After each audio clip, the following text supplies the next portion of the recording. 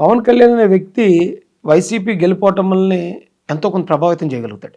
So Pawan Kalyan తెలుగుదేశంతో ఉన్నాడంటే YCP ఓడిపోద్ది. వాళ్ళ భావన, వైసీపీ వాళ్ళ భావన. పవన్ కళ్యాణ్ విడిగా వెళ్తే ఓటు చీలిపోయి కొన్ని సీట్లను మేము గెలగలుగుతాం అనే ఆలోచనతో వాళ్ళు రెచ్చగొట్టి, అంటే సెంటిమెంటల్ బ్లాక్మెయిల్ అది. నువ్వు ఒంటరిగా పోటీ చేయకపోతే నువ్వు అమ్ముడిపోయి ఉంటావు, నువ్వు సీఎం పోస్ట్ కోసం నువ్వు ప్రయత్నం చేయకపోతే నువ్వు దత్తపుత్రుడు అంటావు. ఆయన సీఎం అవ్వాలని వైసీపీ కోరుకోవడం ఏంటి? ఇప్పుడు వాళ్ళు ఏమంటున్నారు, పవన్ కళ్యాణ్ సీఎం అవడట, పవన్ కళ్యాణ్ సీఎం అవ్వాలి కదా, ఆయన సీఎం కోసం చేయాలి. వీళ్ళకి సంబంధం ఏంటి? పక్కింటోడి ఇంట్లో కాపురం కోసం మనకు పని ఏముంటుంది? అంటే ఆయన ఒకవేళ సీఎం చేయాలనుకుంటే ఏం చేయాలి? వైసీపీ వాళ్ళంతా జగన్మోహన్ రెడ్డిని పక్కన పెట్టి వీళ్ళందరూ వెళ్ళి జనసేన జాయిన్ అయ్యి ఆయన సీఎం చేయాలి. వీళ్ళు వైసీపీగానే ఉంటారు, ఆయన సీఎం కోసం పోటీ పడండి అంటే వీళ్ళిద్దరి మధ్య క్లాష్, అంటే ఓటు చీలికలో భాగంగా చేయాలనే ఉద్దేశమే. అయితే నా ఉద్దేశం ఏంటంటే, ఇప్పుడు నేను చూసిన తర్వాత తెలుగుదేశం పార్టీకి మాలాంటి వర్గాలు ఎన్నో సపోర్ట్ వెళ్ళిపోయాం. ఇప్పుడు తెలుగుదేశం పార్టీ రెప్యుటేషన్ అమాంతం పెరిగిపోయింది. అందుకే మొన్న ఎమ్మెల్సీలు కూడా క్లీన్ స్వీప్ అవ్వగలిగాయి. సో పొత్తు ఉన్నా లేకపోయినా తెలుగుదేశం పార్టీ స్టాండ్ తెలుగుదేశం పార్టీకి ఉంది. కానీ పొత్తుంటే రాక్షస సంహారం అనేది రాష్ట్ర ప్రజల మేలు కోసం అది నల్లేరు మీద నడక అవుతుందండి. ఖచ్చితంగా పొత్తుంటేనే గెలుస్తారా, పొత్తు లేకపోతే విడిపోతారనేది లేదు. ఎవరు బలం వాళ్ళు, ఎవరి నమ్మకం వాళ్ళకు ఉంది. జనసేన పార్టీకి కూడా మేము పొత్తులో లేకపోయినా కూడా మేము కొన్ని సీట్లు గెలవగలమనే నమ్మకం వాళ్ళకు ఉంది ఖచ్చితంగా. తెలుగుదేశం పార్టీకి మేము గెలవగలుగుతాం, మేము గవర్నమెంట్ ఫామ్ చేయగలుగుతాం అనే నమ్మకం మాకుంది. ఎవరి నమ్మకాలు వాళ్ళకున్నా కూడా ఇప్పుడు ఈ పొత్తు వల్ల కేవలం జనసేన ఒకటే నష్టపోతుంది అనేది కొంతమంది భావన. కానీ పొత్తు వల్ల జనసేన కేటాయించే ఆ స్థానాలు ఏవైతే ఉన్నాయో ఆ స్థానాల్లో తెలుగుదేశం ఆల్రెడీ ఎగ్జిస్టింగ్ 40 సంవత్సరాల నుంచి ఎమ్మెల్యేలు ఉన్నారు. వాళ్ళందరూ త్యాగం చేయాల్సిన పరిస్థితి ఈ రోజున. తెలుగుదేశం పార్టీ కూడా త్యాగం చేస్తుంది పొత్తులో వెళ్ళడం ద్వారా. నేను మీ గురించి పర్సనల్గా మాట్లాడతా. ఫైనల్గా మీరు ఎవరిని పడితే వాళ్ళను వాడు వీడు అని చెప్పి వక్రీకరించి కించపరిచి మాట్లాడుతూ ఉంటారు. అది ఈ సమాజానికి మీరు చేసేది ఏంది? అంటే నేను ఎవరినన్నా వాడు వీడు అంటాను, నేను అనలేదు. కానీ ఇప్పుడు ఎవడన్నా మన దారింటి వెళ్తున్నప్పుడు చంప మీద కొట్టాడు అనుకోండి, ఊరికే మన రియాక్షన్ ఉంటుందా ఉండదా? ఉంటుంది. ఎవడో మనల్ని తిట్టాడు, ఆడేదో పెద్ద మనకన్నా దారుణమైన బండ బుద్ధి తిట్టాడు, కనీసం మనం అరే అని అంటాం కదా. సో అరే అనేవాళ్ళు అందరూ తప్పు కాదు. ఒరే అని పిలిచేవాడు, వాడు వీడు అనేవాడు వాడే రెక్లెస్ అని అనుకోకూడదు. వాడు ఒరే అనేవాడు లేకపోతే వాడు వీడు అనేవాడు అంతకుముందు చేసిన ఏదో పని ఏదో ఉంటుంది. ఆడు ఏదో పని చేసినప్పుడు దాన్ని చూపించి అదే స్థాయిలో మేము కూడా అటాక్ చేస్తూ ఉంటాం. ఎందుకు ఇది ఒక రకమైన రౌడీజం అనుకోవచ్చు? రౌడీజం అయితే భౌతిక దాడి జరుగుతుంది, ఇది సిద్ధాంతపరమైన దాడే.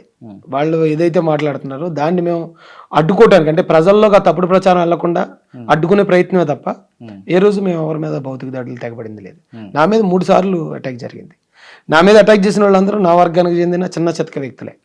వాళ్ళు తిరిగి అటాక్ చేయాలంటే మేము చాలాసార్లు చేసి ఉండొచ్చు, బట్ మేము ఎక్కడ చేయలేదు. మా మీద కనీసం అటాక్ చేసిన వాళ్ళు కేసులు కూడా పెట్టలేదు, ఎందుకంటే వాళ్ళందరూ పావులు. ఆ వచ్చిన వాళ్ళందరూ కూడా వేరే వాళ్ళు చెప్తే వచ్చిన వాళ్ళు తప్ప వాళ్ళకి మా మీద ఏమి పగ ప్రతీకారాలు లేవు. సో వాళ్ళ మీద కేసులు కూడా పెట్టలేదు మేము. ఫ్యూచర్లో మహాసేన రాజేష్ను ఏ స్థానంలో చూడొచ్చు? ఫ్యూచర్లో స్థానం అంటే నాకు మహాసేనకు మించిన స్థానం ఇంకోటి ఉందని నేను అనుకోనండి. ఎందుకంటే నా తమ్ముళ్ళందరూ ఈ మహాసేనలో ఉన్న వాళ్ళందరూ అంత హార్ట్ఫుల్గా అభిమానిస్తారు నన్ను. ఇక ఆ స్థానం డిసైడ్ చేయాల్సింది మా అర్హతలు, మేము ప్రజల కోసం పనిచేయగలిగిన ఆ పరిస్థితులు క్రియేట్ చేస్తే తప్ప మేమైతే ఇదే నాకు అంటే నా జీవితంలో అతి ఉన్నతమైన స్థానంగా నేను భావిస్తాను. ఓకే, అసలు మహాసేన అంటే ఏంది? మహాసేన అంటే పెద్ద సైన్యం అని అర్థం, అంతే. అందుకే పెట్టుకోరా? అంతే. అంటే దాంట్లో ఒక కులం కానీ ఒక మతం కానీ రిఫ్లెక్ట్ అవ్వకూడదు, న్యూట్రల్గా పేరు ఉండాలి.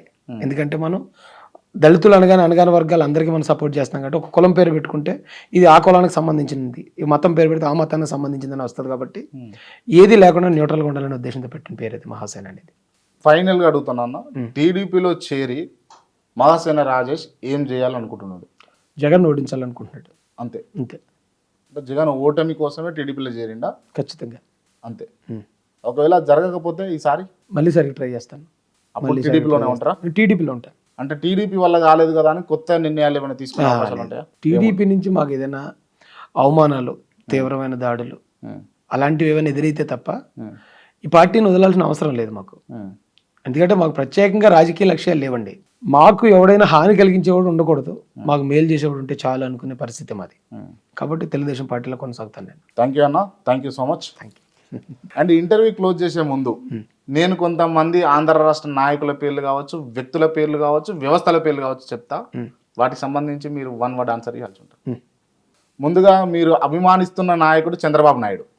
ఈజ్ అ విజనరీ అండి. ఆయనతో మాట్లాడితే ఎవడైనా సరే ఆయన ఆ విజనరీ అని జగన్మోహన్ రెడ్డి. మోసగాడండి. పవన్ కళ్యాణ్. హానెస్ట్. అనిల్ కుమార్ యాదవ్. అనిల్ కుమార్ యాదవ్ ఏమనాలి అంటే నోరు ఎక్కువ, పని తక్కువ. పేర్ని నాని. పేరు నన్ను ఒక డమ్మీ. కొడాలి నాని. కొడాలి నాని కూడా ఆల్మోస్ట్ డమ్మీలకే మమ్మీ. జగన్మోహన్ రెడ్డి గారికి ఓ మౌత్ పీస్. అంటే జగన్మోహన్ రెడ్డి బూతులు మాట్లాడలేడు కాబట్టి ఆయన మాట్లాడాలనుకుని ఇంచేత మాట్లాడిస్తాడు. IT minister Amarnath. Amarnath IT minister అయినా జీరో అయినా, జీరో నాలెడ్జ్, అమాయకుడు, కమేడియన్, సినిమాల్లో బ్రహ్మానందంలాగా. లోకేష్. లోకేష్ గారు ఒకప్పుడు ఆయన కొంచెం రాజకీయాలు వంట పట్టించుకోలేదు, కానీ ఇప్పుడు చాలా షార్ప్ యంగ్స్టర్ అయినా, చాలా షార్ప్ లీడర్ అయినా.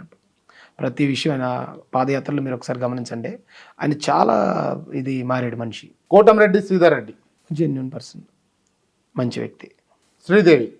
అమాయకురాలు, ఆవిడ అమాయకురాలు అండి. రోజమ్మ. రోజమ్మ తెలివైన పొలిటికల్ లీడర్, ఎలా కలితే అలా స్టెప్ తీసుకుంటుంది ఆవిడ. బైరెడ్డి సిద్ధార్థ రెడ్డి. ఆయన కుర్రోడు అండి. ఆయన ఏదో ఆయన వయసుకి ఎక్కడి వరకు కనపడుతుంది అక్కడ దాకా చూడగలుగుతున్నాడు తప్పించి ఆయన పొలిటీషియన్ కాదు. ఇంకా ఆయన అంటే మంచి లీడర్ అవడానికి అవకాశం ఉంది, జెన్యున్ వేలో ఉంటే.